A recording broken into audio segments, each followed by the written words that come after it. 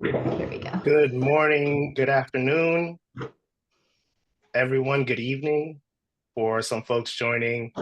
Uh, for all of you joining around the world, thank you for making time to hear about what's happening in the market.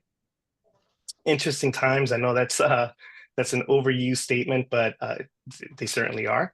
We'll give a moment for everybody to join us, maybe about 47 seconds or so. What do you say, Leah and Lynn? It's good. Have a Pretty countdown? generous. 42 It's very seconds. generous. Yeah. 42. Yeah. I feel like we should have a final countdown. Gosh, that voice, Ashton. Wow. Oh my. Old music, we should be playing, a little something. Yeah. Yeah, I know. I've tried to make it work before, but I'm terrible at it. Everyone, as you are joining, please feel free to make mention of where you're joining from. Would love to say good morning to you all, or good day wherever you are. Thank you again for carving out the time to listen in on what's happening in your space. And we see the participation trending upwards in terms of attendees. Excellent. Maybe we needed a few more seconds in 47. I think we're going to hit 3 digits in a few minutes. Yeah, So, absolutely. Yeah, 80 yeah. seconds. Excellent.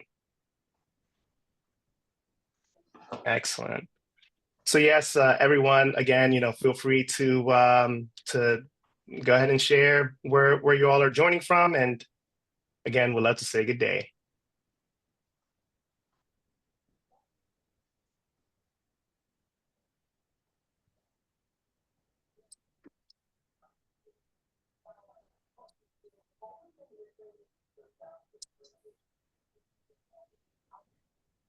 Okay, fantastic. All right. Hey, Juanita, hello there. Amy, good morning. Dan, Dusty, hello, good morning. Wonderful, Christina from our team. Hi there. Excellent, excellent. Why don't we go ahead and get started, everyone? So today we're going to be talking about the executive search trends in late 24 and in 25. And this actually comes as a result of Bullhorn's global general recruitment insights data with hundreds of logos and business leaders represented across the board. And so today we want to present to you what those insights and that detail has found, and the opportunities that it's sourced from some of those survey results as well. So we have Leah Taniguchi, who is our senior research manager, who will be presenting that data. And we are also joined by Lynn Murphy Rivera, who is the managing director of the AESC in the Americas, whom we are a proud partner and sponsor of. So I will just share some housekeeping information before we actually get started. And Leah, if you could just take us to the next slide. Just to give everybody a quick heads up, we are recording this session. Everyone will be on mute for the duration of the presentation, but we ask that you please feel free to utilize the chat, as it's an internal X, formerly known as Twitter, or whatever social medium you happen to use. Please feel free to utilize the chat section, the Q&A section, ask your questions, because this will be an incredibly interactive session. Next slide, Leah. If we consider what we're going to be addressing today, it will be less linear than originally anticipated. And you could just load up all the points there, Leah, please. We will essentially have a discussion on what is happening and what the state of the profession happens to be. So again, as this conversation arises, it will be incredibly interactive. Lynn has some excellent insight from her discussions with hundreds of members in the AESC and prospects as well. And so, we'll be able to round out the knowledge and present to you, hopefully, some nuggets that you'll be able to take away from this session and start implementing in your business right away. So with that said, Leah, I hand the reins over to you, and you can take us away. Great. Thank you, Ashton. And thank you everyone for joining us today. And I'm really, really excited to be sharing this conversation with Lynn. I think that her perspective, both from ASC members and her own lived and business experience, is just really going to lend such life and depth to what I get from the survey side of it. So I'm so excited that we're able to partner this way. Before I get started, I do want to just make clear for context that the grid industry trends results that I'm sharing today are exec search firm specific. So we looked at the subsegment of the overall 1,500 plus responses that we got across the globe that were specifically from exec search firms. So everything you're going to see today is just for this part of the market. I will, when there were big deviations from the rest of the results, call that out so we can think a little bit about what might be making the difference for executive search firms. I think the first thing that I want to start with is just a little bit of a sort of market overview. I don't think it's news to anyone who's on this call that 2024 was yet another challenging year for recruitment. But I do think it's worth noting that executive search, as it has in the past, proved to be a little bit more resilient in terms of financial performance. 46% of executive search firms said that their revenue increased in 2024 as compared to 2023. That is as compared to a baseline of 40% across the rest of the recruitment industry. And I would say, and I would love for Lynn to jump in here, this tracks a lot with what I've been hearing in my qualitative research from our customers that, executive jobs that are open today really need to be filled, like they're make or break. These are the sorts of roles that clients are still willing to pay to have filled. They still know that they need to work with you as recruiters. And, not to get too much into what's going on in the political or the economic landscape, I don't think it's overstating things to say things are very uncertain now. And as we all know, the history economically is that when there is uncertainty, a lot of companies pull back on everything, pull back on hiring, pull back on investment, on new business ventures, on big strategic decisions. I would imagine the same is going to be true here. However, uncertainty also means it's more important than ever that you have leadership that knows how to be strategic, to be nimble, to respond in real time to unpredictable changes in the market and the world around them. This is when it is more important than ever to have a steady hand at the tiller as you move into uncharted and possibly stormy waters. So in a lot of ways, exec search is going to be more resilient.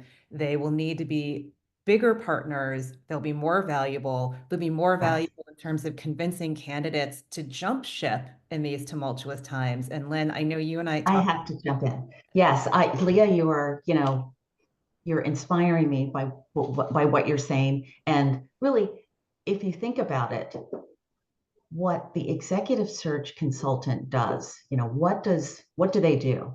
They get to influence who leads in the world. That is across industry, across practice area. They are consultants. They are the ones who convince that happy CSO or CEO who is in New Zealand to move across the world to New York for a new role. That takes skill and consulting at a level that, frankly, I am still in awe of.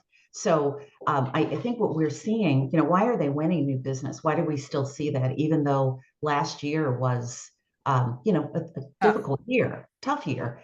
What I saw from my members last year is that they started to hit the road really hard, I'd say from 2023 to 2024, so that what is the relationship building is started to bear the fruit.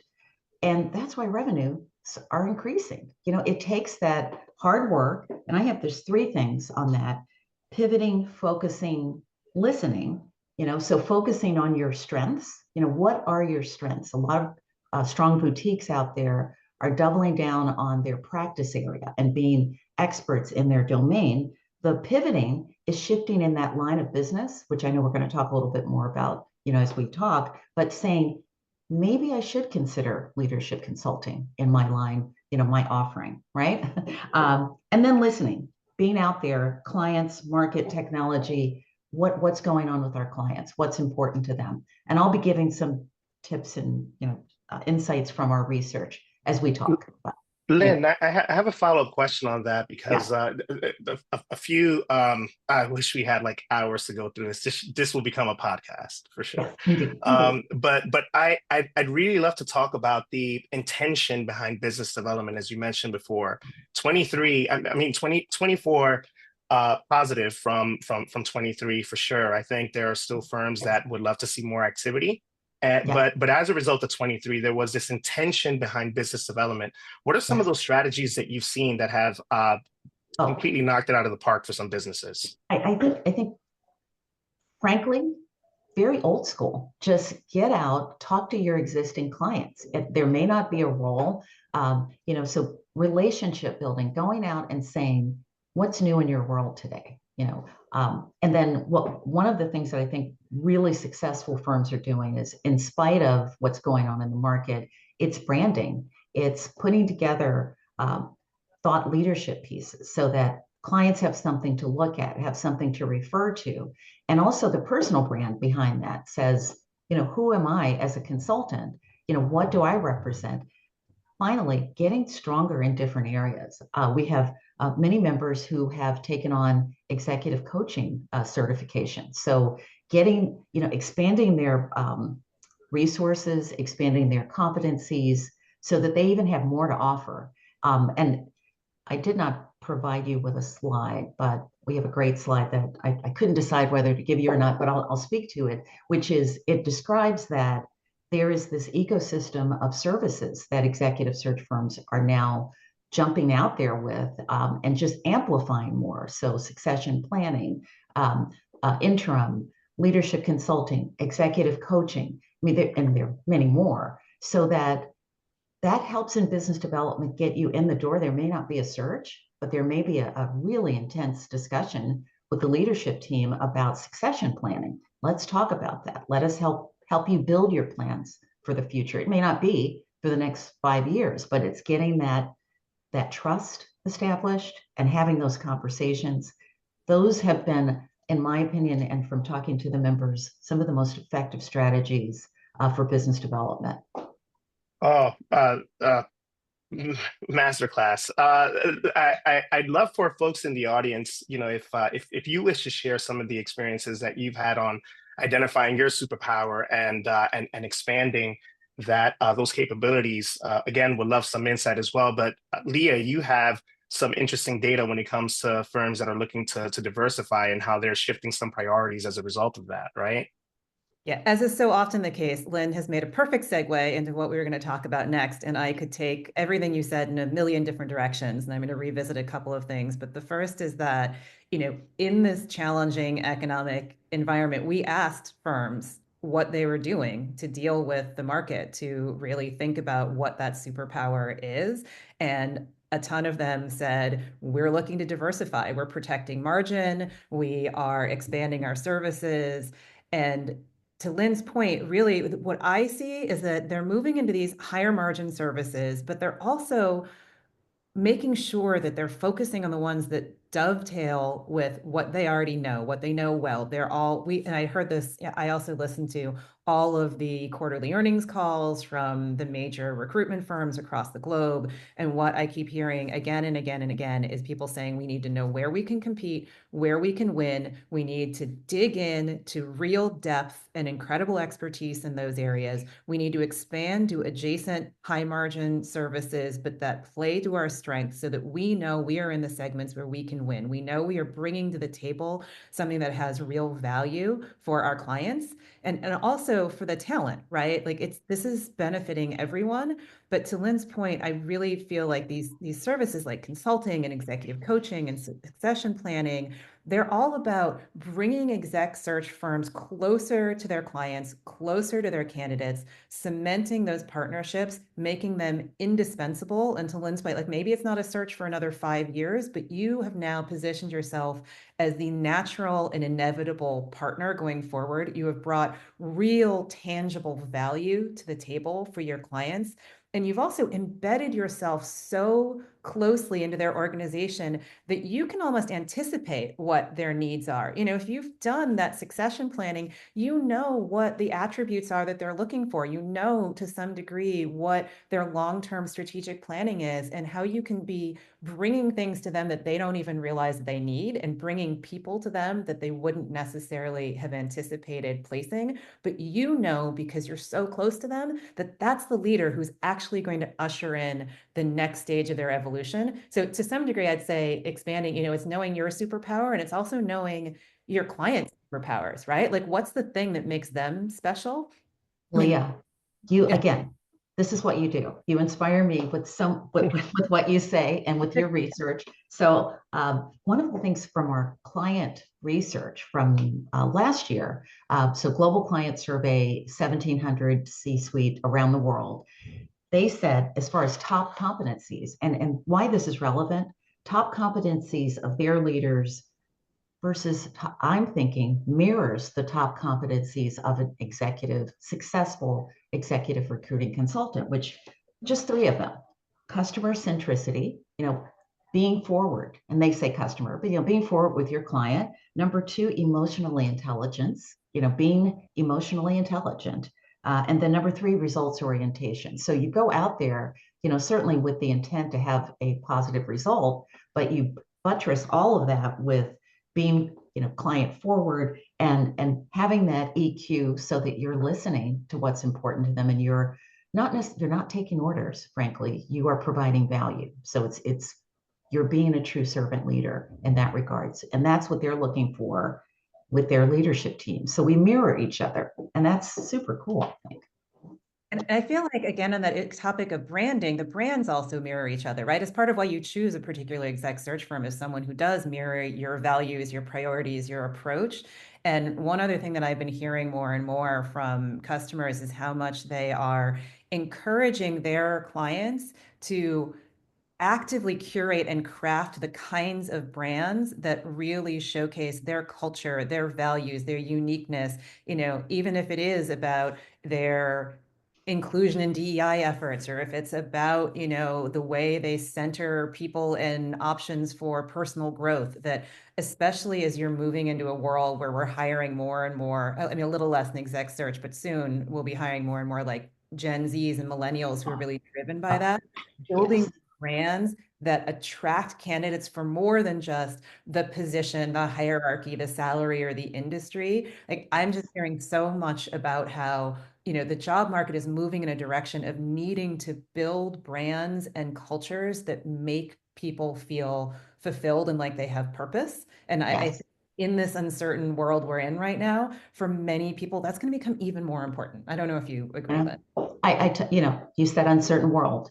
We weren't going to say that, but we can't avoid it. It is an uncertain world. That's where we are. And I think what brings some balance or opportunity is the multi-generational workforce, that we learn from each other. And I think 5 generations are in the workforce now at one time, at one time. And what does that mean? It means that we have to have the ability to communicate and inspire and lead across that spectrum of generations. And as we learn from each other, as you said, being more authentic, it's not about just towing the line anymore. I grew up in that generation of, it's the hierarchy, you do this.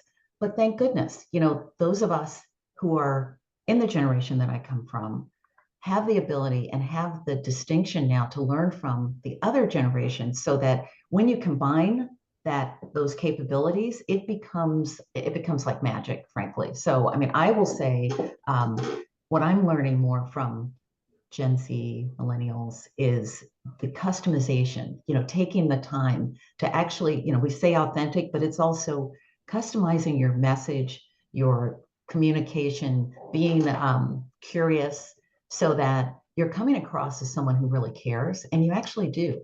And that drives business, that drives trust. And that's where what client would not want you as an executive search consultant to be leading, helping, providing their leadership teams with what they need in terms of new talent? So it's all evolution. I feel it's evolutionary in a big degree. And Lynn, that just made me think of something else. And poor Ashton is going to want us not to be jumping around everywhere and follow the agenda. And I cannot be held back in that way, and I'm sorry. But No, come on, let's have this conversation. This is really insightful for everyone. So go for it. It's making me think about the fact that, we're looking at these 2025 priorities here where exec search firms say that they're putting their time. And the second one is digital transformation. And context, I want to say that this was the second year in a row in the GRID survey where what we found was that fewer firms actually reported being in the advanced stages of digital transformation than the prior year. So it feels a little bit like we stalled on this move forward into automation and AI. And I have a personal theory around that. I think it's because the goalposts are being moved on what counts as advanced stages of digital transformation as the rest of the world moves towards AI and apps. And I think that, Gen Z is setting a new standard. They're so used to having high quality, automatic, embedded, AI-driven interactions in their life that they are pushing us as an industry to do better, right? They're coming in with a totally different standard. Gone are the people of my era who are like, well, that bot or that screening agent was a little kludgy, it was a little bumpy, but it's fine. I got where I needed to be. Gen Zs and younger millennials are not going to be satisfied with that. So we really need to be thinking about the experience, and that goes for candidates, for clients. I'm curious if that feels like it resonates with you. Definitely. I mean, I'm thinking about, digital transformation, particularly in terms of leveraging AI in executive search. So, there is a inherent fear from some of our member firms that, first of all, the fear is, have I started too late?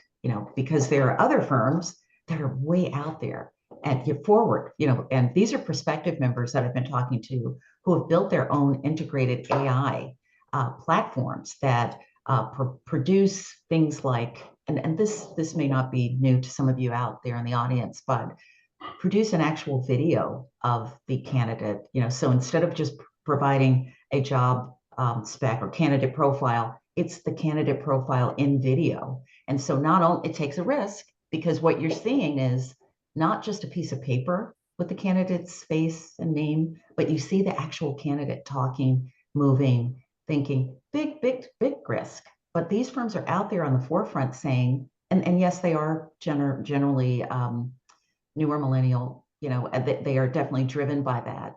And I see that is a big reason why the goalpost keeps getting moved, because then the other firms who aren't doing it yet feel further and further behind. And it's like, well, you know what?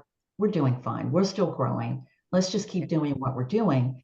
They're going to lose productivity, right? These newer firms are going to start to they're going to sprint way past them. And, competition is just going to be so deep that it's going to be hard to catch up. It'll be hard to ever catch up in that scenario. And Lynn, before we go into digital transformation, because you went into a really interesting into a discussion I'd like to have in terms of how technology helps drive some of this growth. In terms of mergers and acquisitions, well, I guess this is for both Lynn and for Leah. When it comes to the diversification of the business, how much are we seeing a business expand organically versus leveraging merger M&A activity in order to expand their capabilities? There has been so much chatter, press releases, LinkedIn post on these new mergers. So they're not really, or acquisitions, and they're not the typical acquisitions you've seen. We're seeing technology companies realize that, gee, there's an opportunity in executive search. So I'm going to acquire an executive search firm. We see talent agencies, mega talent agencies say, gee, I want to get in on the magic of executive search. I'm going to acquire an executive search firm. And then we see corporations saying, I think I'm going to align my resources. They may even be staffing companies, which is for executive search, it's, I think historically that's not where they want to be. They don't want to be in the same industry or line of business as a staffing firm, but big staffing firms have lots of revenue. They will acquire an executive search firm. I've seen a few of them, and have a line of business or a separate call out. We may be this big staffing firm, but we have executive search, and here's the brand.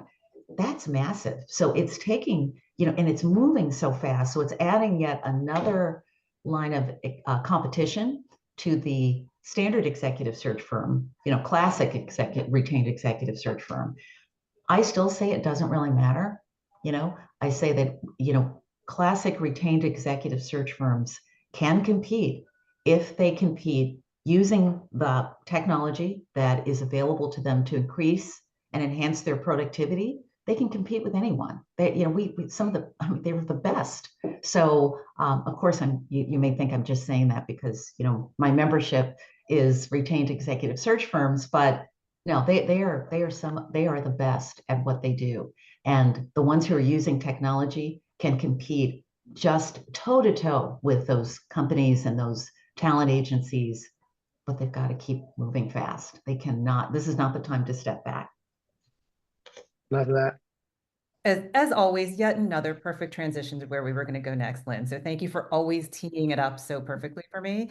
We just wanted to share a little bit about some of the stats that we found in this year's grid report. I think the big takeaway here is that revenue growth was very, very clearly correlated with the use of automation. And in general, we keep finding year after year that firms that are further along in their digital transformation journey and their automation journey are seeing revenue gains. I think that it's interesting to look at the impact on revenue against how many exec search firms are actually using automation to its full extent. I think it's pretty clear that, we're looking at fewer than a third of firms are using automation throughout the entire workflow. And that makes sense in some areas like, perhaps payroll and billing, because it's a different animal in exec search. But what we see time and again is that there really is still an opportunity to apply technology in executive search without losing your superpower, without losing that relational aspect. I know there's often a debate over how much can or should be automated in executive search. This is a high-touch field. It's definitely reliant on these interpersonal relationships and sort of that X factor that you are able to tease out in addition to just what's written on a piece of paper. And getting these placements wrong is incredibly high stakes. So, we know that a lot of exec search firms are loath to change because they don't want to break something that isn't broken. But what I see in these numbers is a couple of things. There's lower adoption of automation overall in executive search than there is in other areas of recruitment. It's about 5 to 10 percentage points lower in most categories. It's actually 12 percentage points lower in search and match, which for everyone else in the recruitment industry is actually the #1 place they're applying technology. I think that's not surprising given how much this field is about personal networks and outreach. But what I also see is that there's still a correlation between automation and revenue gains. There's still a role for technology to play here. And exec search firms shouldn't be afraid to automate. They should really be looking at how to find the ideal balance between tech and human touch. And I believe strongly that this is going to be about iterating and tailoring, turning things on, turning them off in the ways that work best for you. This is going to be about, I think sometimes executive search firms are afraid it's like you're going to push a button and it's going to change everything and it's going to level the playing field and it's going to make everybody the same. But if you're doing these things right and figuring out where and how to use the tools, they're really just serving your recruiters and that amazing talent and knowledge and expertise that they bring to the table. It just helps them do it, faster and better and actually give them more time to be having those human interactions. So I feel like some of this is about getting executive search firms over their fear of technology. And I also, Yes. and I'm going to say this as a provocative statement, I think there's actually an opportunity with both automation and AI, which to me is part of the same spectrum, since so much of the automation work is foundational to AI. But for some firms to be really bold and take a big chance, like take a big swing, a big bite of the apple, and especially when things are so uncertain and volatile, I think there's an opportunity for some firms to really make their mark and like move forward at warp speed. So I would love to know. Exactly. Exactly. I mean, you just made me think of Game of Thrones, and It's here where we get to talk chaos. about dire wolves. Yes, 'Cause and direwolves. It's coming back. There it is. Chaos is a ladder. I mean, this isn't a ladder of opportunity where things are uncertain and there is the chaos in the world. And it's especially important for retained executive search consultants to be in that mix, and they're in the mix. But there's so much going on. They need the automation so that those tools can help them even do more, free them. I think you were saying to do more. And I have the three things on my notes here. The low adoption is definitely related to fear of getting it wrong. If you imagine, firms that have built this brand over years and big networks, global networks, they've built the strong brand, they've done the great work, they're growing year over year. What do they need to change? So what they need to change is their mindset, and that's first. It's a strategy. It is, where do we want to go from here? We cannot run from AI and automation. We can't stick our heads in the sand. We may be doing well now, but things are changing so fast. I mentioned those acquisitions. More and more of those are going to happen. It's a big opportunity. So that's not going to stop. Hanging on to the status quo is somewhat, it's a characteristic of the industry. There are other things that we haven't discussed. It's not that, my members are afraid. I mean, it's not that really.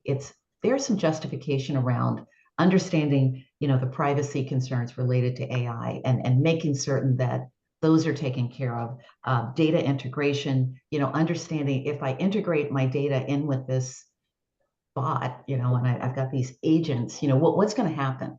So most, I think, are saying, let's just wait and see. But there's a huge opportunity for the right AI consultant, integration consultant, to talk to our executive search firms and say, let me help you get through this. Let me help you sort of figure out what your mindset, how it can shift, and you won't lose everything. And you will even be better than you were before. I totally agree. And I think it is this sense of understandable caution about AI, particularly given the nature of executive search. But, I personally think there's also, we tend to underestimate by nature the risk of not doing anything because it feels like that happened to you rather than it being a mistake that you made. But Yes. it's just as big a risk. We this year, for the first time, added a qualitative component to our grid research. So in addition to doing our survey, we went out and we talked to half a dozen executives in the recruitment industry and got their take, sat down for 20, 30, 40-minute conversations. And one of them said very clearly to me, she said, AI is just moving at warp speed within our industry. And to some degree, if you haven't started yet, good luck catching up. Like, that's how quickly we're seeing this make shifts in our industry. And I know I work for a tech company, so I'm obviously biased, but I do believe that there is an appropriate and right role for AI in executive search, and that it is the fear of getting it wrong, but there's also, I think, a sense of how do I get started, right? There's like, I know I should be doing it, but I'm not really certain what that looks like. How do I have that balance of tech and human touch? Like, I don't want to see bots take over executive search, and that wouldn't really work with your talent. What we're seeing is that overall, around 3/4 of exec search firms are leaning to AI in some capacity, which is actually higher adoption than we see across the board. But it's much lower when it comes to individual points in the recruitment cycle. So my theory is that what's happening is that executive search firms are using ChatGPT and similar or internally built programs. They're applying it to like emails and administrative tasks, which is actually where their highest adoption is. but there's a real hesitancy to fully trust AI to Mhm. like move Exactly. into these to see how it's going to work in this low volume, high margin placements as opposed to like in a VMS world, right? Like everybody can kind of see how it will work in a higher volume Yes. setting. But I think there's an opportunity for us on the tech side, Ashton, to be proving the worth of these AI tools for sourcing or even screening in exec search, and to show them that like, we also are in this field because it's relational, right? Like we're not looking Absolutely. just put a bunch of AI bots out there who are going to replace people. We want to amplify the work of your recruiters and make it easier and more enjoyable for them and better for the clients and better for the candidates. So like this is about us working all of us together. And again, I'm going to say like, especially with Gen Zs and millennials, as they move more into the executive levels, like we need to get it right. They have high standards for what this looks like. We have one chance to do this well and really propel our whole industry forward. So we should all be working in concert towards a true Absolutely. ideal balance of AI and people. Lynn, can I ask a question? And I know that you have a lot of thoughts on this as well, based on the conversations that you're having with your partners and your members. You know, there will always be the folks who are forward thinking and will want to adopt technology, and then there are the lion's share of individuals who are quite concerned about experimentation with new things and would like to see some stuff proven out.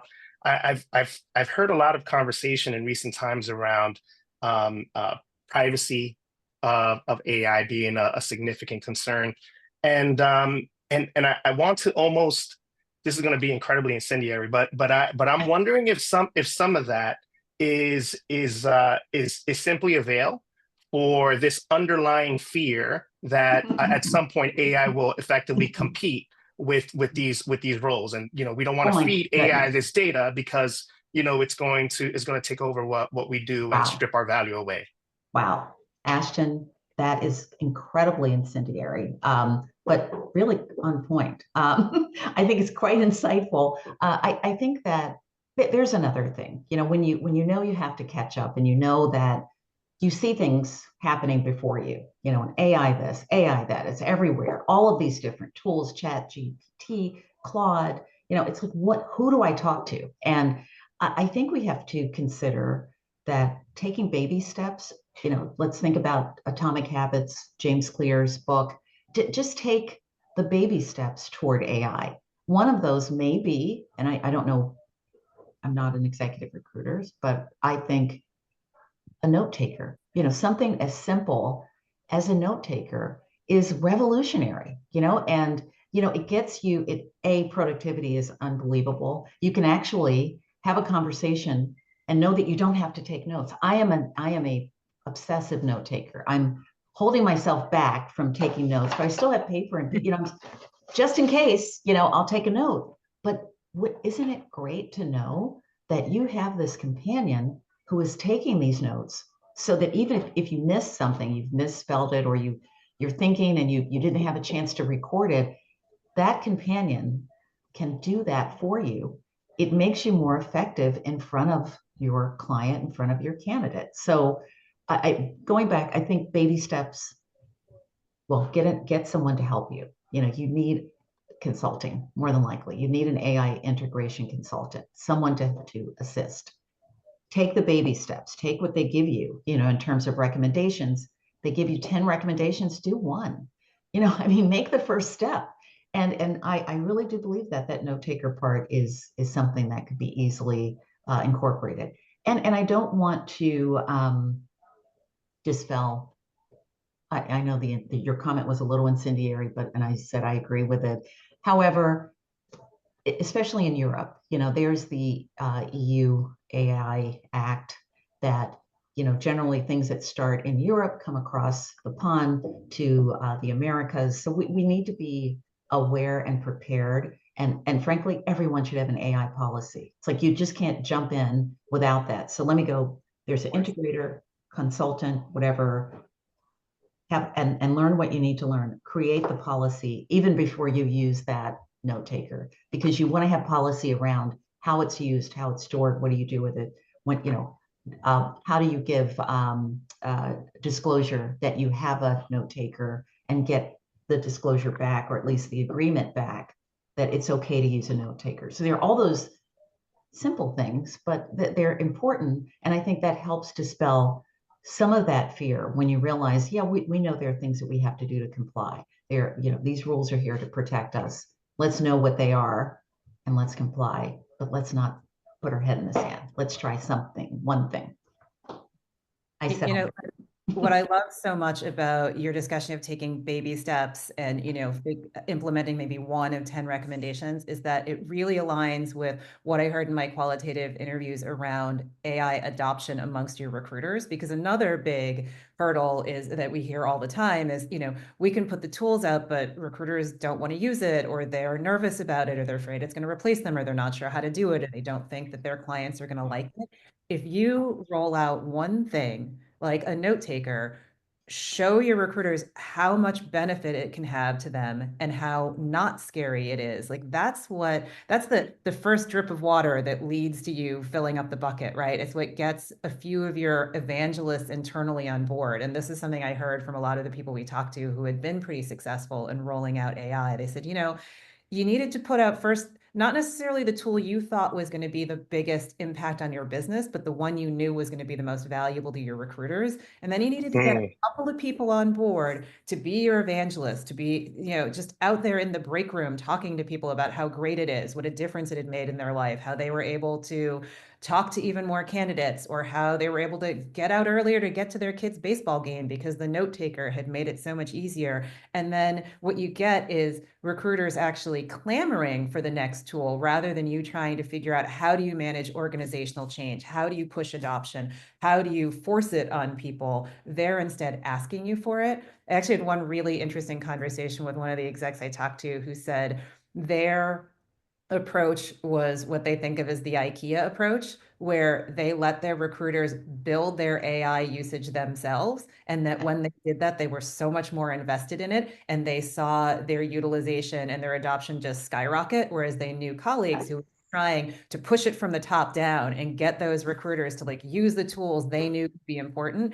If you let it come from them and let them choose how and when to implement, you can bring them along in a way that is much more successful and much more positive for the organization. Exactly. I know we could stay on this slide for a while, but we have two. Yeah, that's fun. Let's just hang out. So we have two cohorts, or peer groups that met this week. One is the operations leaders. The other is the head of research roundtable, and different groups. One operational, one strictly research. And amazing to me how comparatively to last year's conversation, they're both talking the same. They're talking the same language. They were sharing tips on of course note takers. They were also talking about brand names in terms of what are your clients using.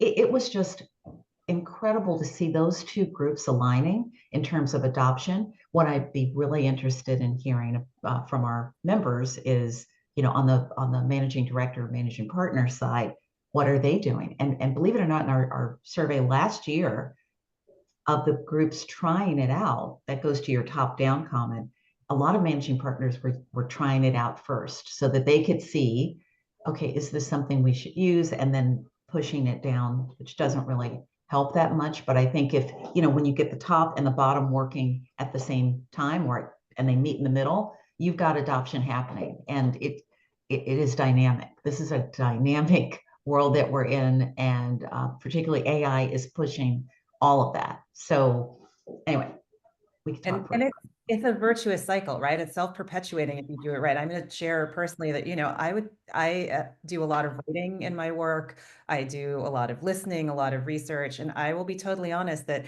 if you'd asked me 2 years ago if I would ever want to use ChatGPT or other tools to help me summarize or to help me draft, I would have said no. I would have said, you know what?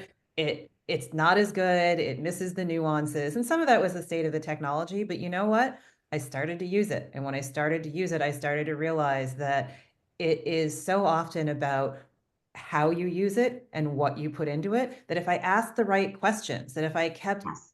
pulling at the thread, if I put really good information and data into it, it was a tremendous tool to give me what I needed. You know, when we've talked about this before, the like garbage in, garbage out, like this is because that's that data quality issue, but it's also about the human aspect of learning how to work with it, how to get the best out of AI. I almost think we should start having our recruiters think about AI as, you know, an employee they're managing, like an intern or an assistant, one who's Yes. there. They should be thinking about managing their performance in that same way. How do they train the AI the way you would train an intern to understand the kinds of questions it should be asking? How do you train it to give you the kinds of perspectives? And then when we get to the next leap, not to go all sort of like Terminator or Skynet or anything, like then start asking you the questions. It can start asking you more questions, giving you different perspectives, but based on how you trained it.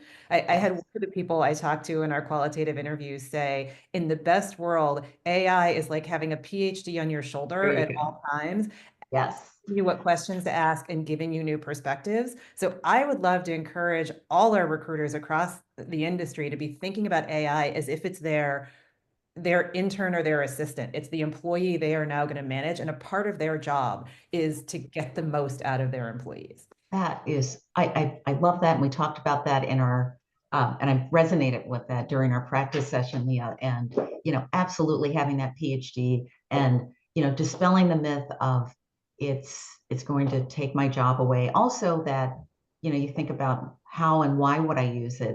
So I use it quite a lot now as well. My chief marketing officer, though, gave me a pro tip, which is there are certain keywords that just keep appearing, you know, when you do a chat, just certain words that like harnessing or in the uncertain times, you know, and you just keep getting them. Yep. So it means that you can't be lazy with it, that to your point, you're managing it like an employee. You need to read it and it needs to make sense and it needs to have your own nuance. It's a great place to start because once you've got I'm looking at the questions. Once you've got you know, the perspective that you want to bring out, let's say you're trying to summarize something, it really helps you get started. You know, it helps you at that starting gate. I have found on the group yesterday that met or this week, the head of research group, we had a round robin. Everyone raised their hand and share sort of their AI brag, like how have you used AI recently? Brag about it. Like what did you do that was really cool? And I mean, there were some really amazing things. And one thing that was common in terms of making it really truly useful is when you have actual content that you can put in AI, like something that is real, and you know, not that AI isn't, but real content that you're trying to summarize or understand more or get more out of. You put that in AI to help you understand how you can draft a better question, or put a better summary or executive summary. It's magical. And we heard that on a few of those brags around the room in that meeting. So it's, and the last thing I want to say, by the way, is AI drives change. This comes from our research, and change drives business, right? And so it was listed, AI, as one of the greatest opportunities identified by members of the AESC is leveraging and utilizing AI, number one among all things. And the use of AI helps shorten that pain or fear of not retaining employees because you're training them on something new. It also gives search firms and any firm company the ability to attract, especially the Gen Z millennial, because they want to know, frankly, how automated are you? You know, how, you know, you said we got to get it right, Leah? This is that one chance. And AI is the lever. And it also helps us be better trusted advisors because, again, we're freeing up our brains for these mundane, repetitive tasks so that we can be more creative, unleash our superpowers, and go out and get that business. So, hands down, mic drop, AI is it. And it's a perfect transition because the last thing we wanted to share in terms of data on AI we found from GRID is exactly what our respondents felt they could see in terms of time savings. And, you know, it is worth noting that interestingly, the responses here for exec search were very, very similar to the rest of the industry. So this wasn't something that, for all that there's a hesitancy, there was still a lot of hope and optimism. And what we found is that, you know, this is the baseline of how people are spending their time now, the amount of time each recruiter believes that they're spending on these various portions of the recruitment workflow. And obviously the biggest is on search and match, which isn't a surprise to anyone here. It's a very time-consuming process. But when we look at the predicted time savings across the board, you know, you're saving 17 hours a week if you total all of this up. Think what your best recruiters could do with that. It is, when you think about it in terms of a 40-hour week, this is the equivalent of enhancing your capacity by 45% without adding any headcount. No overhead, no headcount, no changes. All you're doing is giving your amazing team back more time to work on all the things like Lynn was so eloquently discussing at the top in terms of, you know, getting out of the office, building more relationships, understanding what your clients' needs are, understanding the marketplace, building business development opportunities and relationships, thinking about new business lines. All of that becomes something you can do without having to follow, you know, the time-honored tradition in our industry of adding people. You know, whenever you wanted to do more, you added people. Well, now we don't need to.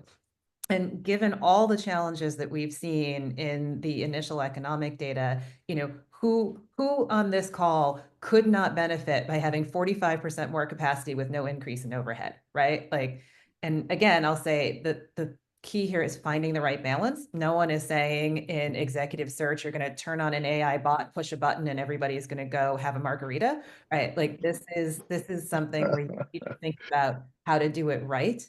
And I'll also say, and I'm going a little bit back to some of the AI concerns, one thing I hear a lot about is also this concern over bias in AI. And I'm going to get a little bit on my soapbox now and say that I actually think we have an obligation as an industry, but also a huge opportunity to actually build AI in a way that saves time, increases capacity, and reduces bias. Because if you really are doing it right, you are casting such a wide net and you have exactly the same evaluation criteria across all of your candidates.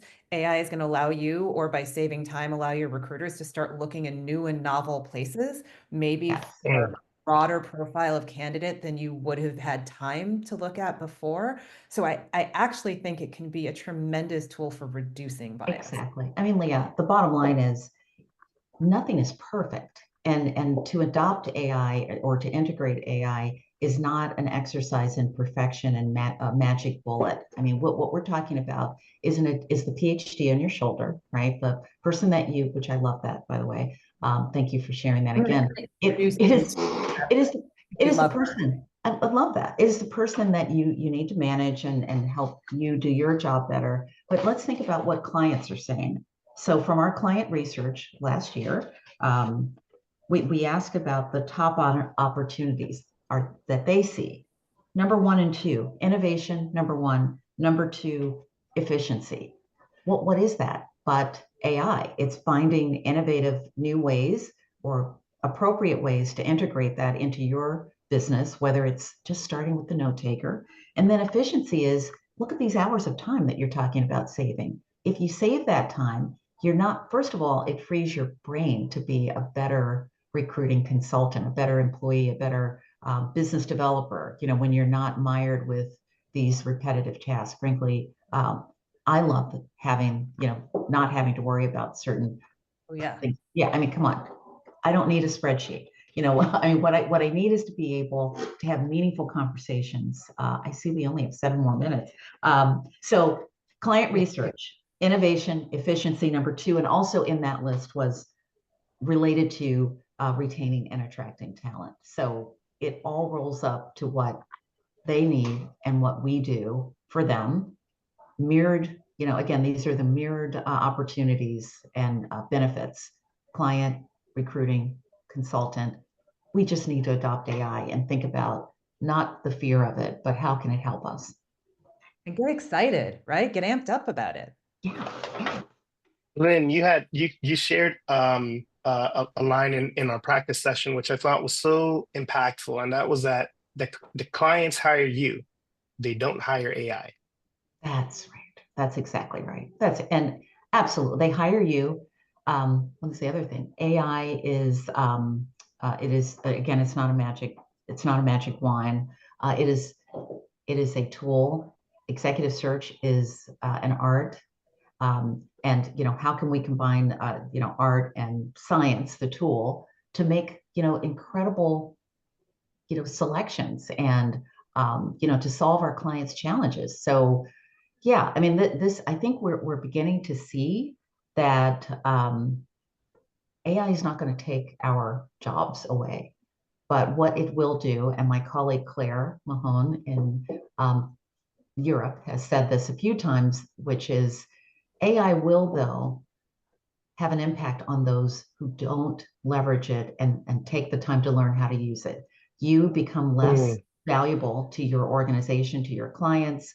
So, as a career development, professional development, if you look at that standpoint, you need to get on the bandwagon, and see how it can help you, because the person who knows how to do that will, in fact, be the person that would be more valued in your firm. So, yeah, Leah, this feeds into to the conversation that we had actually, or to rather part of the conversation really early on, which was around the new soft skills and hard skills required for the most successful candidates, and how executive search consultants are the ones able to properly identify them based on the trends that's happening in the market. I'd love to, Lynn, when this data is really interesting, the one that says a recruiter or a consultant can save 17 hours a week. Like, is this something that you feel executive search firms whom you speak with they're working towards this? Or is this kind of like it's a bit nebulous? No, this isn't real. Like, what are you sensing from your combos with the you know, with the top exec search firms out there? I I think if we could talk about two profiles, the one who those who aren't using it yet, and those who started using it maybe a year or two ago and are starting to see the magic in it. So I think I'll start with the ones starting to see the magic. They still are, because they're in it, they're seeing the opportunities to leverage it even further. So they're out there being creative and saying, and innovative, this is how we can better use AI. We didn't know what we were doing 2 years ago. And oh my goodness, now we've got this. And we know that we still have to keep learning. The ones who haven't used it yet, right, and who have not integrated it yet are saying, I hear it's a time saver. I mean, it's what we've been saying, for how many years, but it's sort of, at what expense does that take away from my business relationship with my client? We go back to the fear. Will it be obvious that I'm using AI and not the grit and the hitting the pavement and showing up? Does that go away somehow if I'm using AI? Am I going to be stuck behind a Zoom screen if I use AI because I don't need to go out and see a client because everything is digital? Absolutely not. But it's that mindset. It's that they need the education, they need the consulting to help them figure out how they would best use it. So they're not really thinking this way yet internally. They've read about it. It's everywhere you look. There's someone talking about time savings, with AI, but they haven't internalized it yet, and that's why they haven't used it yet. Oh, you're on mute. There always has to be a moment like that in one of these webinars. So I we need to wrap up. We're actually about 13-14 minutes late, but everyone who stayed with us, thank you so much for sticking around for this very important conversation. If you would like to watch the recording, we'll be sharing that momentarily. In the webinar chat, you can also scroll through. We happen to plug a couple of AI solutions that are really pertinent for the executive search space. And shameless plug for us: Invenius, Bullhorn Recruitment Cloud, Bullhorn Solutions. come at me if you have any questions. Really would enjoy the conversation and help guide some of that AI convo too. Lynn, you have an event coming up in Yes. just a couple of weeks. Can you share more about that? Yes. Oh, can I? So thank you, Ashton. You're such an incredible partner. So in New York, we have a mega global summit on leadership. It's April 29th and 30th. It is on the beautiful, iconic Park Avenue, right across from St. Bart's, diagonally from the Waldorf, across around the corner from the Lottie Palace. So it's really swanky in that regard.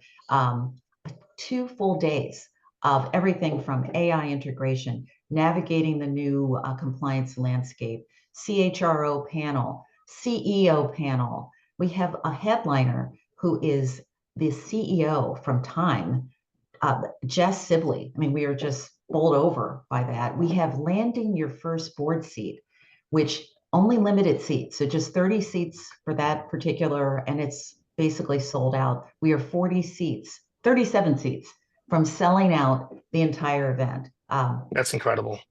Reception, penthouse, wraparound deck, Can looking I out go? Park That's Avenue. Lynn. Please. Leah, yeah, Leah, we certainly have an opportunity to bring you along too, and we will be there as well. If we'll be sharing information on where you can register for that event. We'd love to see you there. But if you can't make it out, please feel free to connect with us on LinkedIn, and we appreciate your attendance and your participation. Have a great rest of the day, rest of the week, rest of the year. Good luck, best wishes, experiment with AI. There are positive trends ahead. Things are a little odd, but don't worry. We're a resilient bunch. We're a resilient bunch. So Thank thank you, Ashton. everyone. Thank you, Leah. Thank you, Lynn. Thank you, Leah. Pleasure. What a wonderful conversation. Thank you all so much. Thank you, everyone.